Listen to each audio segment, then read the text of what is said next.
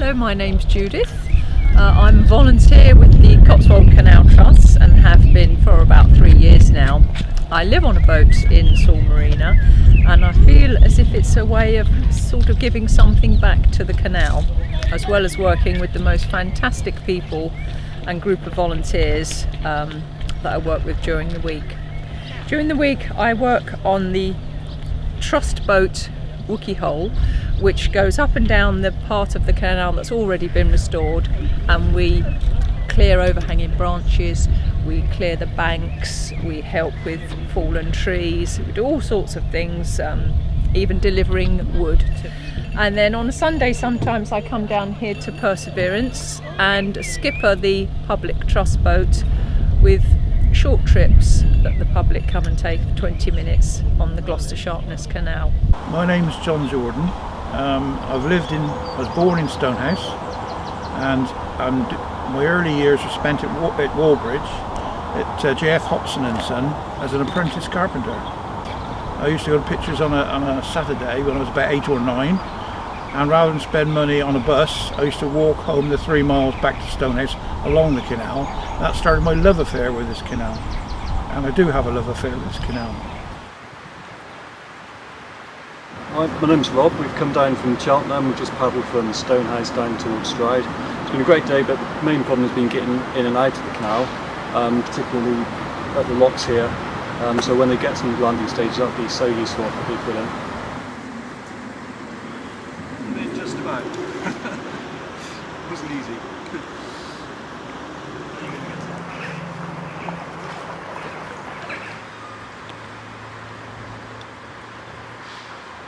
I'm Alan Jones, I'm the team leader on this landing stages project for the Cotswold Canals. We're putting in the third landing stage at Ryford Double Lock on the lower side of the lock, entry side of the lock, at the lower level. We've already put the top level stage in, which is very simple, like the first stage. This one is more complex because we've got a deeper bank. Around a metre deep that we have to retain. There's a gas pipe running through the towpath, so we've got to be careful with that. So we're digging out soil, we've put piles in and we're carrying on putting more piles in, which will both retain a 1 foot wide concrete wall, reinforced concrete wall, and they'll also support the inner edge of the landing stage at the level of my feet roughly. The landing stage is 21 metres long. It starts just beyond where I'm stood here, runs 21 metres that way for a full 70-foot boat, pretty well. It'll have the canoe section on the far end, on the outer, the approach end, not on the lock side end as the other two have, simply because of the tree roots that we've had to cut and manage and get rid of to get the landing stage in. Behind the 1 foot concrete wall we will backfill with type 2 stone to create a wider, more stable towpath to support plant up to 5 tonnes for diggers in the future to help maintain this section, so that we can get a small plant up and down easily and safely without damaging either the gas main or the edge of the towpath.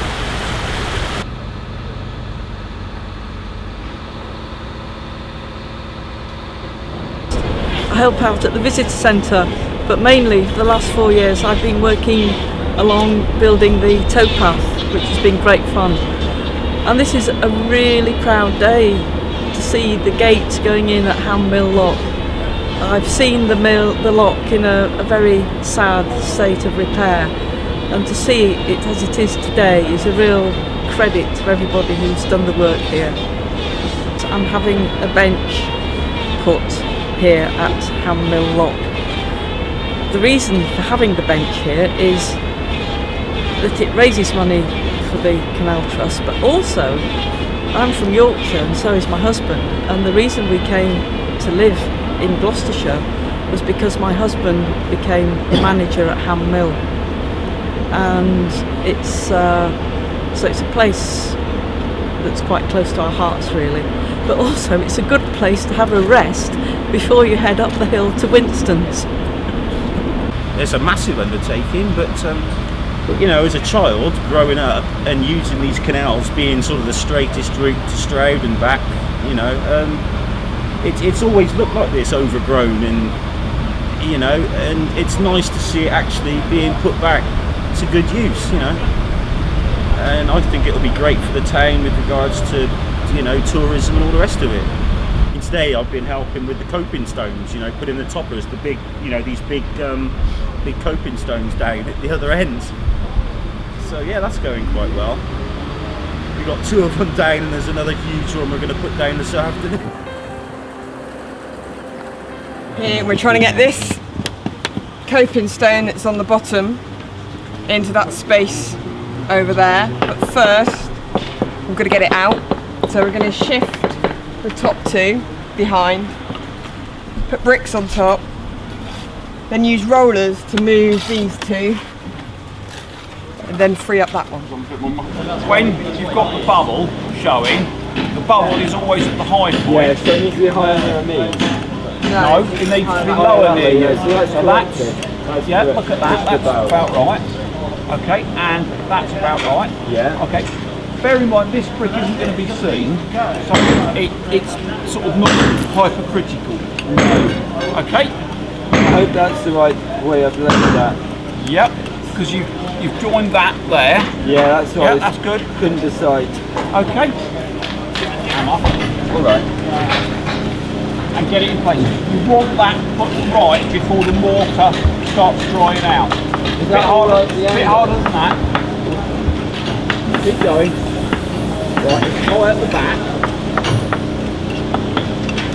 Use your spirit. This coping stone, the first one went in Monday morning, so we were here first thing, about a team of about 5 of us, using rollers to roll it across the ground and then in position, and then leveling it out with bricks and mortar, and see it in and set, and then we repeated it with number 2, which went a lot faster since we knew what we were doing a bit more.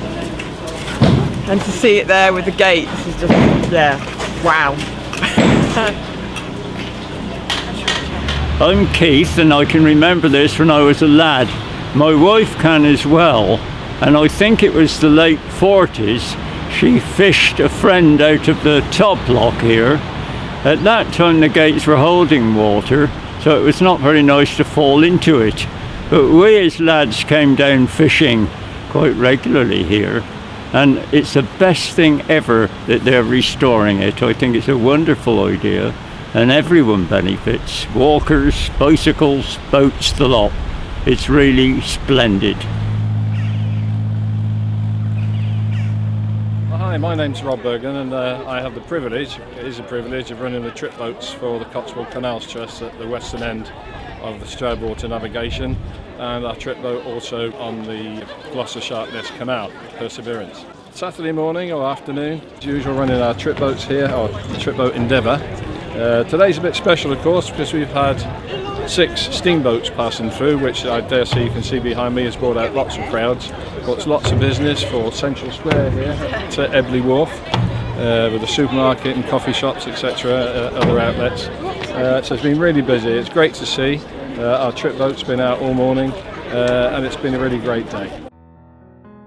Amazingly, the company which constructed this canal is now the oldest surviving canal company in the world. And its minute books still survive. They date right back to the 1790s, and they're held at the County Records Office, so they are in urgent need of digitising.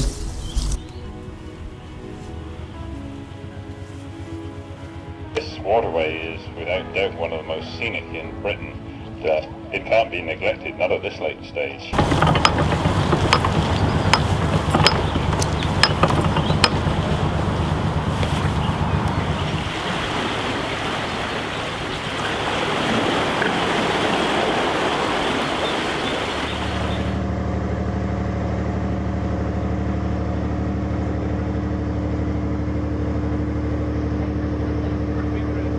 I'm Tony Chalk, and I'm the lead coach here at Cappel's Mill for Stroud Valley Canoe Club. What we try and do, we come here every Saturday. It's a fantastic site for us. right, for what we're trying to do, which is welcome anyone who wants to get into canoeing. We call it paddle sport because we like people to try out this type of canoe. It's called a kayak, something called a canoe, which we kneel in, and a range of different crafts as well. And what we try and do down here is cater for whatever anyone is interested in. It's a brilliant site for us because we can hang up some poles from here. We call it slalom, and it gives us a bit like an obstacle course, but it allows us to train and to work on a range of skills as well. Yeah, this is one of the best things that's happened in the last couple of years. We use other sections of the canal, but this one is just perfect. My name's Catherine. I'm working for the Cotswold Conservation Board on the Save Our Magnificent Meadows project. At the moment I'm in Capel's Mill, and we're here because it's a lovely meadow that's recently been restored, and it's doing a fantastic job really. It's come up really quickly and there's lots of lovely wildflowers here already, so I'm here to introduce people to the wildflowers and also to find out if there's any reptiles here, because there are apparently slowworms in the area, and nobody's quite sure if they've made it here yet. Now that it's been restored. We'll also have a look at the butterflies. There's lots of butterflies out today, even though it's quite a dull day. So there's common blues and meadow browns and small tortoiseshells. Also seen quite a few damselflies, common blue damselflies. All sorts of exciting things here today really. So yeah, everybody seems to be having a good time. Lots of families out today enjoying Capel's Mill. It's a fantastic meadow just in the middle of Stroud. We're so lucky to have this kind of place on our doorstep, and it's brilliant that people come out and enjoy it in whatever way they can. And that's really what my job is all about. I'm a community engagement officer for the Magnificent Meadows project, trying to get people out enjoying their local meadows and valuing and appreciating them more than perhaps they already do at the moment. So yeah, come out to Capel's Mill and enjoy it. I'm George. I'm here on a work at Canal camp, working on Bowbridge Lock. At the moment we've been fitting coping stones and doing a lot of the finishing off jobs for the lock, mixing a lot of concrete today, generally putting in a bit of hard work. We stay local to the canal for the week, living communally, having a good time. Hi, I'm Nick. I live near Stonehouse. We've had a canoe for a year or two, just getting into it, and this is a beautiful stretch of water. I never realised there was so much of the canal that's open and canoeable. And you're paddling past trees and past the ducks and the odd fish. Beautiful place to be. Very easy, and we're just about to use this beautiful, what do you call it, wharf, jetty, for getting the canoe in and out, either side of a lock. Beautifully done, and I'd thoroughly recommend it as a day out for anybody who fancies enjoying the joys of nature for a bit.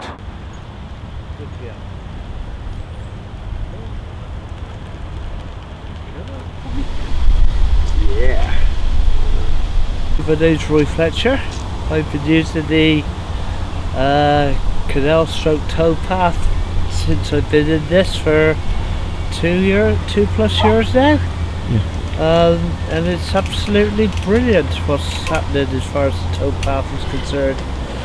Makes life easier for myself, and I'm capable of walking the dog along the towpath with no worries whatsoever. And when I get to Stroud, well, obviously instead of having to worry about getting under the road, going across the road now, you can actually get in underneath.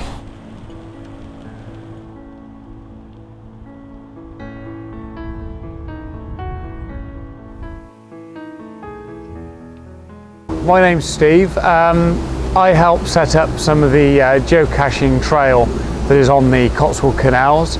I set up originally 8 caches. Other people have set up many more, so now there are well over 100 going right from Saul Junction right through to the River Thames. Geocaching is an electronic treasure hunt where you use a smartphone or a GPS device to hunt down effectively hidden containers, and the fun is finding containers hidden along the towpath or other locations. It's a great interest, hobby. It's good for getting youngsters out walking, It's also very, very good for finding locations that you would never knew even existed. Most caches are located at sites of interest. So you have them located near the main features of the canals, the locks, the bridges, sometimes interesting trees or buildings just off route. It's a great way to explore your local area, find new areas. It's not just about the physical restoration of the canal. A very important part of this for us is that people get a chance to learn about their industrial heritage. It's not the history of the Stroud Valleys, the history of the canals really go hand in hand. To this end, we've got 43 of these benches all along the canal where people can just sit and ponder and enjoy and think. We've also got 22 interpretation panels where people can read about the particular spot in which they're standing, the history, the flora, the fauna, lots of interesting facts about the canal. We've got 23 QR code points where people can use their mobile phones to listen to oral history about the point at which they're standing. We've got works of art along the canal, and that actually includes a sculpture commissioned by the world famous Pangolin Editions at Chalford, who do most of Damien Hirst's work. We are enthusiastic. But we ain't going to be hanging around today. No, that's We're true. going to do some bricking. Oh, are we really? reckon? Yeah. Okay. But it's exciting to see it go from derelict to in such good condition in a few months. Yeah.